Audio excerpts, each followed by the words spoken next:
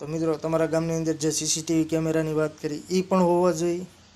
ગામ એકદમ નિર્મળ અને સ્વસ્થ હોવું જોઈએ.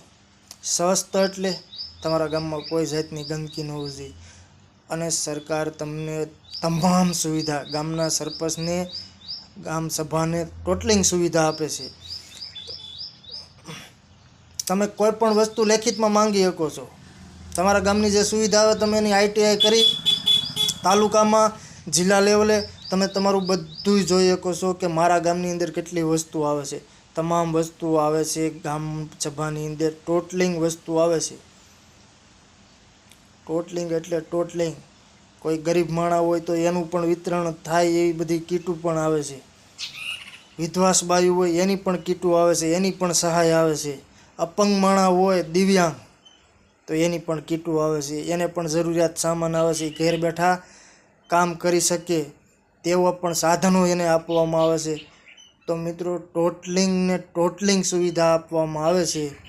કોઈ આંધળો માણસ હોય ને તો એના માટે પણ ગામ સભાની અંદર ગામનો સરપંચ તાલુકાની અંદરથી ખેંચી લાવે છે અને એને પણ તમામ સુવિધા આપવામાં આવે છે. તો મિત્રો તમે કોઈ પણ સરપંચમાં ફોર્મ ભર્યું હોય અને જે સરપંચ ચૂંટણી લડતો હોય, જે કાયદા કાનૂન જાણતા હોય મિત્રો, તો એને સલાહ આપજો અને એવો સરપંચ તમે ચૂનજો કે ભાઈ આ ગામનું કાર્ય કરી શકે, આ ગામની અંદર આ વસ્તુ લાવી શકે.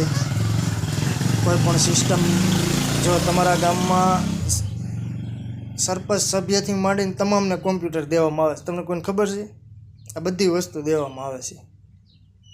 ટોટલિંગ વસ્તુ. સરપંચની ઓફિસ કેવી હોય ખબર છે? જેમ નરેન્દ્ર મોદી સાહેબ આપણે વડાપ્રધાન છે ને એની ઓફિસો હોય ને એવી ઓફિસો સરપંચની હોય છે. કેમ કે મોટી સભા છે એ ગામ સભા છે. આપણે પ્રધાનમંત્રી રહ્યા ને મોદી સાહેબ એની સભા ન હોય ને એવડી આ ગામ સભા છે. ગામની અંદર કેવી કેવી સુવિધા હોય ને એ બધું તમે તાલુકામાં જાણી શકો, જિલ્લામાં જાણી શકો. અને તમારામાં તેવડ હોય, સરપંચ સારો બન્યો હોય ને તો ઠેઠી કેન્દ્રમાંથી બધું ખેંચીને લાવી અને ગામની સુવિધા બધી પૂરી પાડી શકે મિત્રો, અને બધું કરી શકે.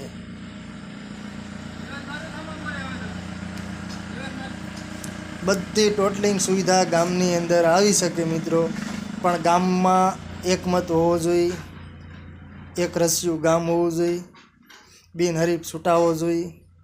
એવું પણ કરી શકાય. લડવી હોય તો લડી પણ શકાય.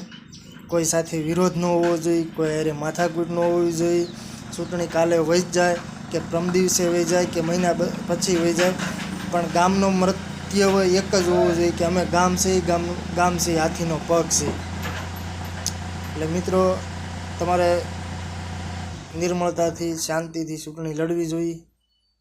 હા, એક ચોક્કસ કે પણ તમને સારો વ્યક્તિ લાગે, ગામનું કામ કરી શકે કોઈ, અને તમને 5 જણા ઓળખવા જોઈએ, 10 જણા ઓળખવા જોઈએ એનો કોઈ સવાલ નથી. કોઈ ફાકટ મારતું હોય ને કે ભાઈ અમને 5 જણા ઓળખે ને 10 જણા ઓળખે ને ઓલો અધિકારી ઓળખે ને ફલાણો અધિકારી ઓળખે ને એને અમે ચા પાણી આપીએ, એને થોડાક પૈસા ખવડાવીને અમારું કામ થાય, એમ કોઈના બાપની હાડી બાર નહીં, કોઈના બાપુજીની પેઢી નથી.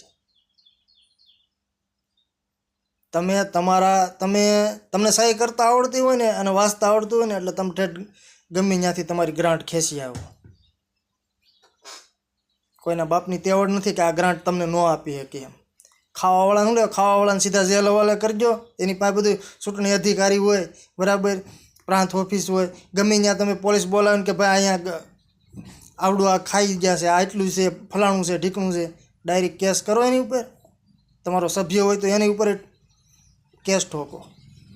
સરપંચ ખાતો હોય સરપંચ ઉપર કેસ ઠોકો. બધાય જેલના હવાલે તો બધાય જાય. લાલુ પ્રસાદ યાદવ બિહારના મુખ્યમંત્રી, એને પણ જેલ પડી હતી. તો તમે તો ભાઈ નહીં ને મને સરપંચ સભ્ય છો. એટલે મિત્રો ચૂંટણી લડો પણ ધ્યાન રાખીને લડો અને સારો સરપંચ થાપો એટલે તમારા ગામનો વિકાસ થાય. ટોટલિંગ વસ્તુ મળે છે. તો રામ રામ ને સીતારામ. જય હિન્દ, જય ભારત.